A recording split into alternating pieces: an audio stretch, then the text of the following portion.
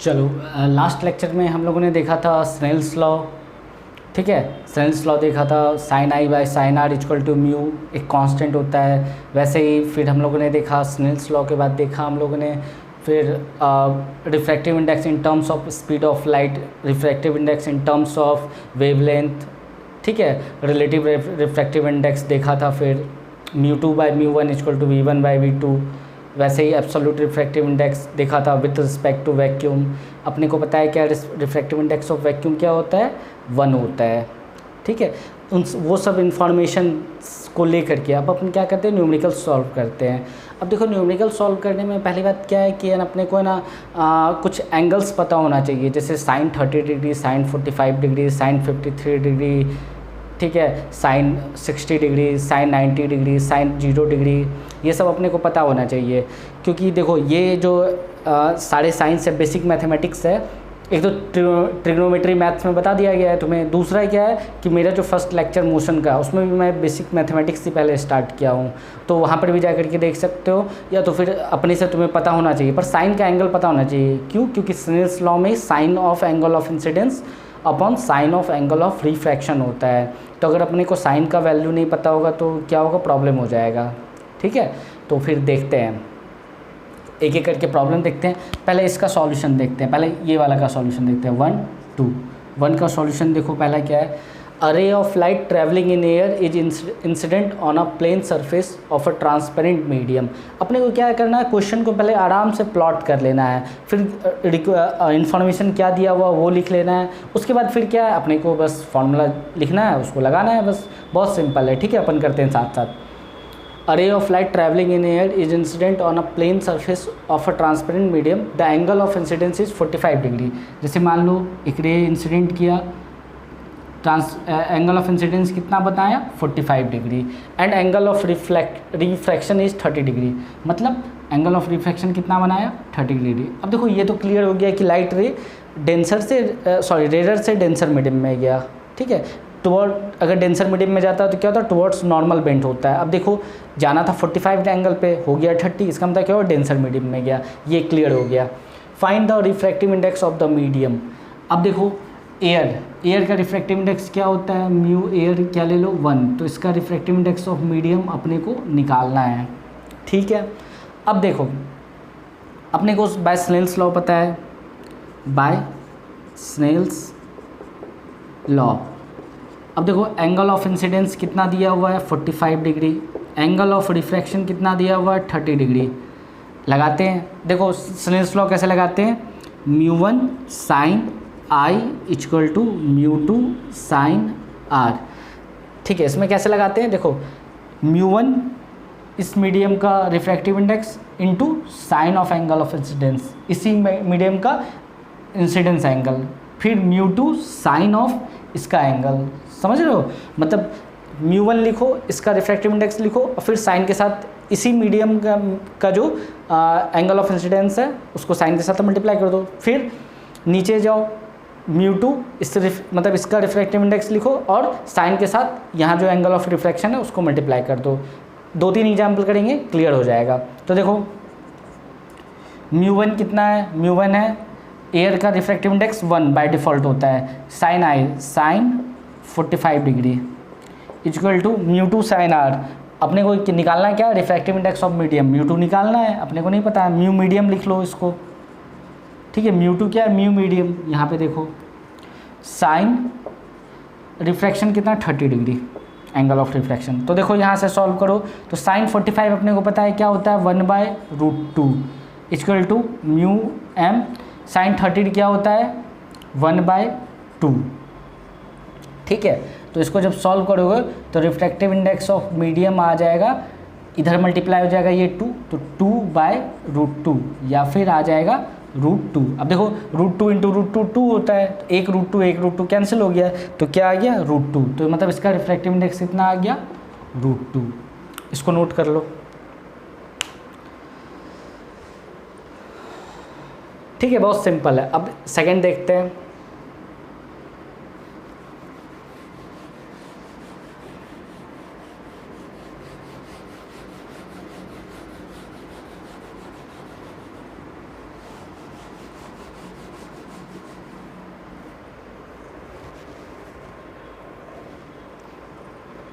देखो सेकंड में क्या है, a ray of light travelling in air falls on the surface of rectangular slab of plastic. Air में है, ट्रैवल कर रहा है, प्लास्टिक में इंसिडेंट हुआ, रेक्टेंगुलर दे रखा है, एयर में ट्रैवल कर रहा है, ठीक है। तो देखो रेडर से डेंसर गया तो टुवर्ड्स नॉर्मल बेंट होगा, ये तो अपने को पता है। A ray of light travelling in air falls on the surface of rectangular slab of plastic material whose refractive index is 1.6। इसका रिफ्रैक्टिव इंडेक्स क्या है, मान लो μ2 इसको मान लो 1.6, μ1 एयर उसका क्या होता है 1, बाय डिफ़ॉल्ट अपने को पता है, ठीक है।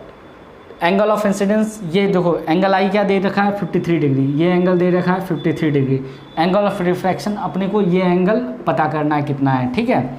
तो फिर देखो सॉल्यूशन इसका by Snell's law, Snell's law ये क्या होता है, μ1 sine I equal to μ2 sine R, ठीक है। इसको सॉल्व करो तो μ1 इसका रिफ्रैक्टिव इंडेक्स और साइन के साथ इसका angle, μ1 1 into sine 53 equal to μ2 इसका रिफ्रैक्टिव इंडेक्स 1.6 और साइन के साथ यहाँ जो एंगल है साइन आर, ये तो अपने को पता नहीं है, यही तो निकालना है। तो देखो 1 इंटू साइन 53 डिग्री 4/5 दिया हुआ है, 4/5 ये हो जाएगा 1/6 इंटू साइन आर। तो यहाँ से देखो साइन आर हो जाएगा, यहाँ देखो साइन आर हो जाएगा 4/5। अब देखो ये 1.6 इधर मल्टीप्लाई हो जाएगा नीचे, तो इसको मल्टीप्लाई कर दो 1.6, इसको जब ऊपर ले जाओगे तो क्या आ जाएगा 10, तो आ जाएगा 5 2 जा 10, तो 8/2 8/16 सॉरी 4 2 जा 8 और नीचे 16, तो 8 1 जा 8 8 2 जा 16। तो देखो साइन आर आ गया 1/2। तो देखो अपने को पता है क्या, we know sine 30 degree equal to 1/2, अपने को पता है साइन 30 डिग्री 1/2 होता है। इसका मतलब क्या हुआ, यहाँ पर से आ गया angle of refraction equal to 30 degree, ठीक है। ये अपना आंसर हो गया, सिंपल है, ठीक है। स्नेल्स लॉ लगाओ, तुम्हें एंगल्स पता होना चाहिए, स्नेल्स लॉ लगाना मेन आना चाहिए, ठीक है। उसके बाद रिजल्ट आ जाता है, तो इसको नोट कर लो।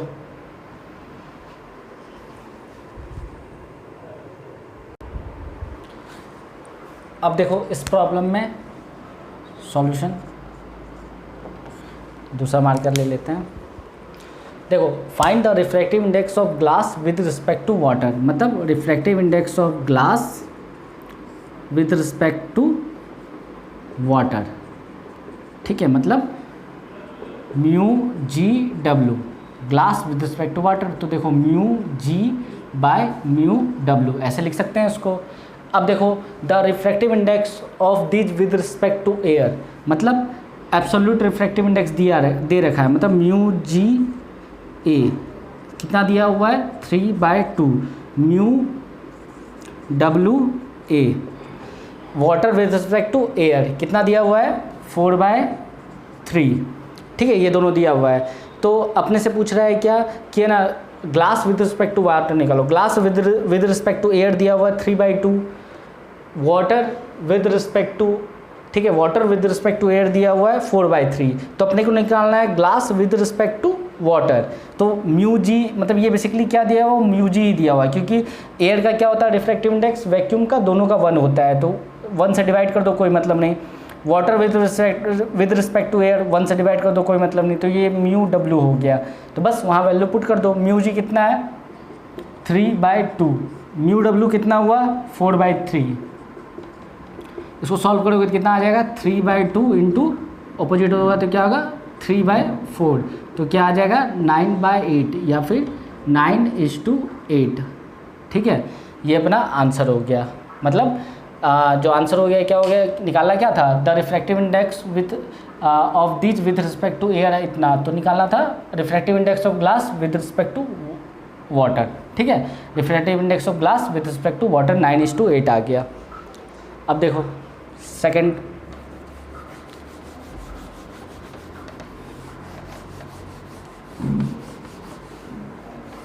इसमें देखो क्या है, refractive index of carbonyl disulphide and ethyl alcohol are 1.63 and 1.36 respectively, which is optical denser. तो उसमें बताना है तुम्हें कि ऑप्टिकल डेंसर कौन है।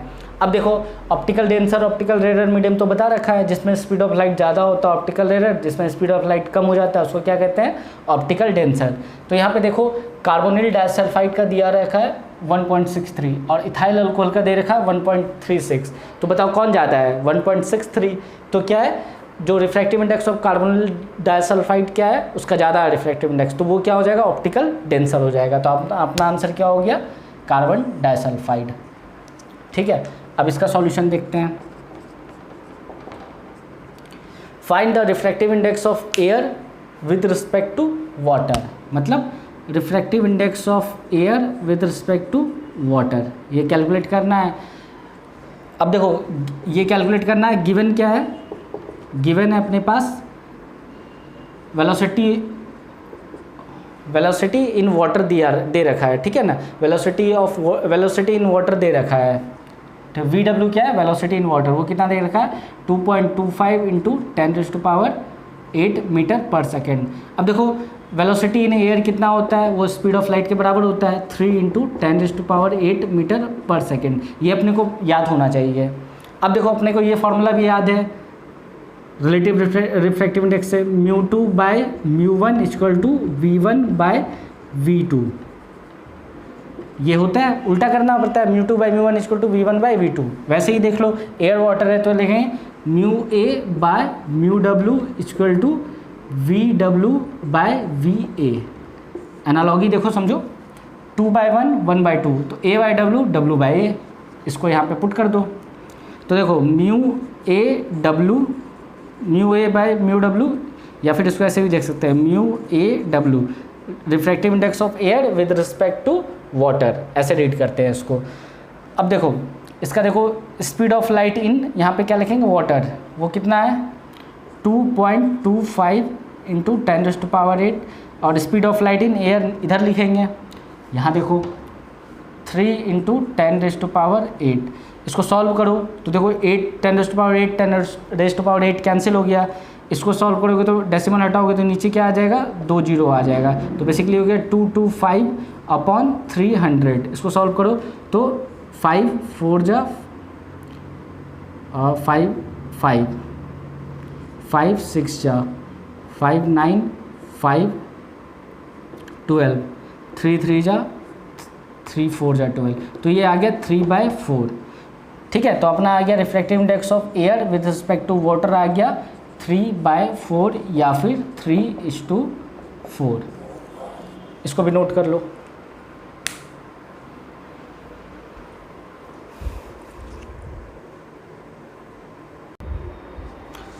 अब देखो इस प्रॉब्लम में देखो पहला सॉल्यूशन देखते हैं, पहला प्रॉब्लम का। ठीक है, इसमें क्या है, light is incident on a clear plastic block. जैसे मान लो एक प्लास्टिक का ब्लॉक है, उस पर लाइट इंसिडेंट हुआ, ठीक है, तो at an angle of 45 degree, मतलब एंगल ऑफ इंसिडेंस कितना बोला है 45 डिग्री, 45 डिग्री पे इंसिडेंट हुआ। The speed of light in the plastic is c/3, मतलब यहाँ पर जो स्पीड ऑफ लाइट है, velocity of light in plastic equal to क्या हो गया c/3। The speed of light in plastic is c/√2, sorry c/√2। अब देखो speed of light in air क्या होता है, c होता है। Speed of light in plastic क्या हो गया c/√2। c क्या है यहाँ पे, speed of light in air, vacuum बोलो जो बोलो, ठीक है। तो velocity of light in air क्या हो गया c, speed of light in plastic क्या हो गया c/√2 गिवन है, where c is the speed of light in vacuum. Find the speed of light, find the angle of refraction, तो ये angle अपने को कैलकुलेट करना है, ठीक है। तो देखो इसको कैसे करेंगे। अब देखो अपने को एक स्नेल्स लॉ पता है, बाय स्नेल्स लॉ वो क्या होता है, μ1 sin I equal to μ2 sin R। अब देखो अपने को क्या है, क्या किया ना, μ1 मतलब मान लो जैसे यहाँ लेते हैं, इसको 1 ले लेते हैं, इसको 2 ले लेते हैं, इसको 1 और प्लास्टिक को 2 ले लेते हैं। तो यहाँ अपना रिफ्रैक्टिव इंडेक्स एयर का पता है 1 होता है, लेकिन एंगल ऑफ इंसिडेंस भी पता है। क्या यहाँ पे अपने को μ2 पता है, रिफ्रैक्टिव इंडेक्स ऑफ प्लास्टिक नहीं पता है, तो sin R वहाँ से मतलब नहीं निकल पाएगा क्योंकि 2 अननोन हो गया। तो देखो एक और रिलेशन होता है, वो क्या होता है, μ2 bye μ1 equal to v1 bye v2। ठीक है, तो ये भी होता है। अब देखो लगा देते हैं ये वाला रिलेशन, इसको मान लेते हैं 1, इसको मान लेते हैं 2, तो μ2 बाय μ1, μ2 अपने को निकालना है, μ1 कितना है, बाय डिफ़ॉल्ट एयर का क्या होता है refractive index 1, v1 by v2, यहाँ पे स्पीड ऑफ लाइट कितना होता है c, और v2 कितना दिया हुआ है, सेकंड ये लिए है ना, तो v2 क्या दिया, ये हो जाएगा velocity of light in plastic c by √2। अब इसको सॉल्व करोगे तो क्या आ जाएगा, √2 आ जाएगा, समझ रहे हो। तो μ2 अपने पास क्या आ गया, μ2 आ गया √2।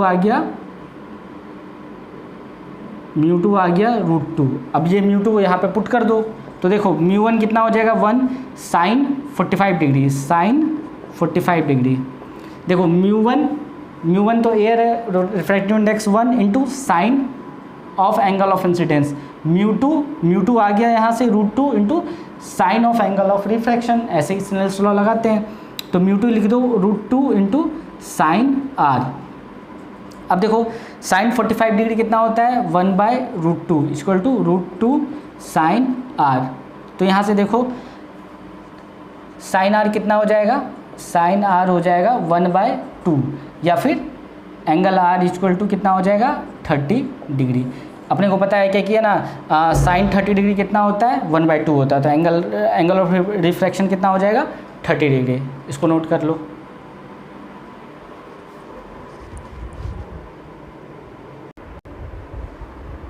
अब देखो पहला का सेकंड का सॉल्यूशन देखो, find the speed of light in medium A. ठीक है, मतलब अपने को क्या करना है, speed of light in medium A find करना है। Find the speed of light in medium A if speed of light in medium B, V B दिया हुआ है c/3। अब देखो स्मॉल c बताया क्या होता है, speed of light in vacuum. ठीक है, दिया हुआ है, and the light refracts from medium A to B making 45 and 60 degree. जैसे मान लो ये ए है, ये बी है, ठीक है, ये ए और ये बी, लाइट आया, अब क्या हुआ देखो 45 से 60 मतलब ऐसे कुछ एंगल बना रहा है, 45 डिग्री 60 डिग्री।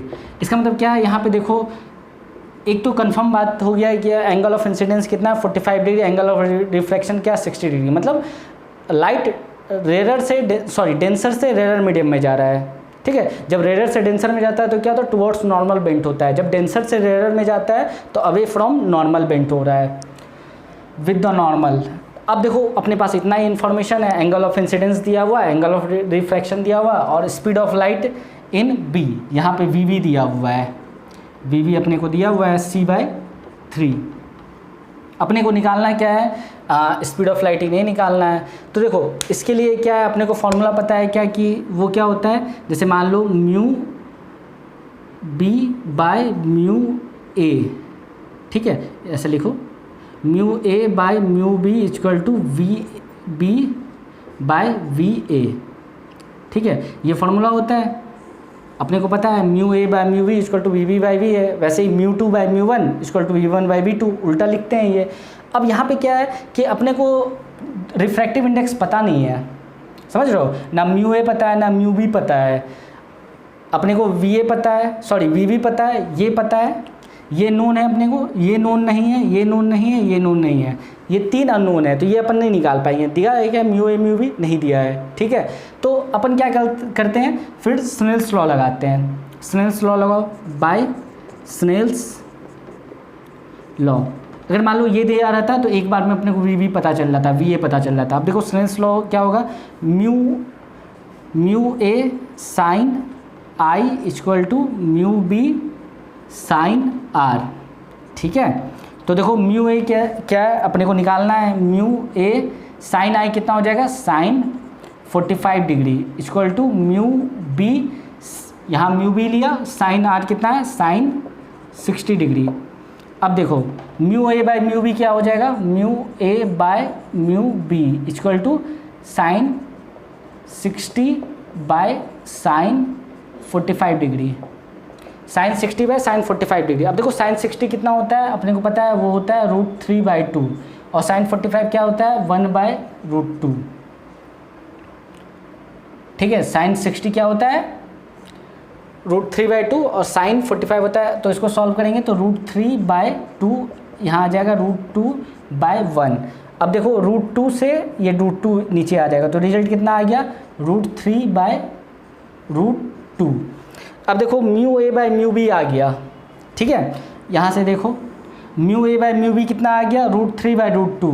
वैल्यू पुट कर दो यहाँ पे ये, तो आज देखो √3/√2 इक्वल टू VB/VA की जगह क्या लिख दो C/3। VA तो दिया हुआ है C/3, इसको सॉल्व करो तो आ जाएगा VB इक्वल टू √3/√2 इंटू इधर ये जो C/3 है इधर मल्टीप्लाई हो जाएगा इस साइड, तो C/3। तो इसको सॉल्व करेंगे तो क्या आ जाएगा √3/2 है ना, √3/√2। तो VB निकालना है अपने को, VB तो सॉरी VA निकालना है, सॉरी VA निकालना है अपने को, VA। ठीक है, और VB दिया हुआ है C/3, तो यहाँ पे VB की जगह क्या लिख दो C/3 लिखो, सॉरी यहाँ कर लेना VA कर लेना। यहाँ पे देखो अपने को निकालना है क्या है, यहाँ पे VA नहीं पता है, VA निकालना है। VB तो दिया हुआ है C/3, तो VB की जगह C/3 लिख दो, तो VA जो आ जाएगा वो देखो इसको मल्टीप्लाई कर दो, VA आ जाएगा, देखो VA इधर करोगे तो ये आ जाएगा √2/√3। ठीक है, अब और ये क्या आ जाएगा, मतलब एक बार देखो इसको एक बार रेसिप्रोकल ले लो तो आ जाएगा √2/√3, दोनों साइड लो तो VA/C/3 ये आ गया। अब यहाँ से VA निकाल लो तो VA आ जाएगा, यहाँ से देखो तो आ जाएगा √2/√3 इंटू C/3। तो अपना रिजल्ट क्या आ गया √2C/3√2। ठीक है, तो VA क्या आ गया √2C/3√2। यहाँ पे देखो दोनों को उल्टा कर दिया, √3/√2 लिखा था तो √2/√3 किया, तो यहाँ भी VA/C/3 आ गया। अब यहाँ से VA कैलकुलेट कर लो तो √2C/ ये कैलकुलेशन पार्ट है। अपना मेन कंसेप्ट क्या था कि ये निकालना था VA/VB, ये यहाँ पर μA/μB यहाँ रख दिया और VB अपने को पता था, VA यहाँ से आ गया, इसको नोट कर लो।